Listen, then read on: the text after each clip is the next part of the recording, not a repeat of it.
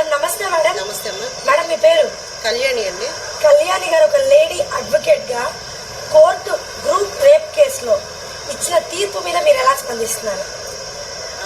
ఇది చాలా ఆనందించగల విషయమే అని చెప్పుకోవాలి. ఎందుకంటే 2022లో జరిగినటువంటి ఒక గ్రూప్ రేప్ కేసు ఏదైతే ఉందో అది చాలా తొందరగా 2025 కల్లా ముగిసి వాళ్ళకి శిక్ష పడింది అంటే కోర్టు చరిత్రలో ఇది చాలా తొందరగా శిక్ష పడినట్టు లెక్క. ఆ ఏళ్ల తరబడి సాక్ష్యాలు లేక వాళ్ళు పట్టుబడక వాళ్ళని జైలు శిక్ష లేక ఎంతో మంది క్రిమినల్స్ జైల్లోకి రాక బయట తిరుగుతా వాళ్ళు చేసే నేరాలు అరికట్టడానికి కూడా వీలు లేకుండా ఉంటున్నాయి ఈ మధ్యకాలంలో. కాబట్టి ఈ శిక్ష అనేది వాళ్ళకి తగినదని నేను అనుకుంటున్నాను. ఒక 46 ఏళ్ల మహిళని వాళ్ళు అడవిలోకి తీసుకెళ్ళి just 22 years I think so, ఇద్దరు 22 ఇయర్స్ వ్యక్తులు, ఒక 31 or 40 ఐ థింక్ సో, ముగ్గురు వ్యక్తులు కలిసి ఒక మహిళని 46 ఏళ్ల మహిళని అడవిలోకి తీసుకెళ్లి రేప్ చేయటం అంటే ఏంటమ్మా?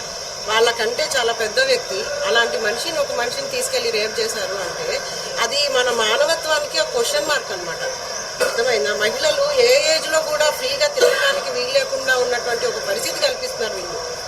అందులో చదువుకున్న వాళ్ళు ఒక రకం, చదువుకోలేని వాళ్ళు ఇంకొక రకం. చదువుకున్న వాళ్ళేమో వాళ్ళ పై ఆఫీసుల నుంచి బాధలు ఇదవుతున్నారు. చదువుకోలేని వాళ్ళేమో అసలుగా ఇది వాళ్ళ గురించి చెప్పనే అవసరం లేదు. ఒకనాటి పరిస్థితి అంటే పూర్వకాలంలో మనం చూసినట్టయితే రాజులు లేకపోతే భూస్వాములు ఎవరైతే ఉన్నారో వాళ్ళు అసలు ఆడవాళ్ళని చూడగానే అనుభవించడం అలాంటివి చేస్తుండేవాళ్ళు. ఆ పరిస్థితి పోయి ఇప్పుడిప్పుడు డెవలప్మెంట్ అవుతున్నటువంటి లేడీస్ ని ఈ రకమైనటువంటి హెరాస్మెంట్ చేసే వాళ్ళకి ఎంత తొందరగా శిక్ష పెడితే అంత తొందరగా మహిళా లోకం ఫ్రీగా బయట తిరిగి వాళ్ళు ఎన్నో రకాలు, అసలు జెంట్స్ కంటే కూడా ఎన్నో రకాలు ముందుండి వాళ్ళు ఎన్నో సాధించగలరు. మనం చూస్తూనే ఉన్నాం. ఇప్పుడు ర్యాకెట్ విషయంలో కానీ, ఒక జడ్జెస్ విషయంలో కానీ, ఒక పొలిటీషియన్స్ లో కానీ మహిళలు లేని ప్లేస్ లేదు. వాళ్ళు చేయగలిగినంత రూలింగ్ జెంట్స్ కి లేదు. ఎందుకంటే లేడీస్ మానసికంగా స్ట్రాంగ్ గా ఉంటారు కంపేర్ టు మెన్ ఫిజికల్ గా బాగా స్ట్రాంగ్ ఉంటారు. మా ఆడవాళ్ళు వచ్చేసి మానసికంగా చాలా స్ట్రాంగ్ ఉంటారు. సో వాళ్ళు ఏదైనా చేయగలరు, అంటే ఎనీథింగ్ దే సాధించగలరు అనమాట.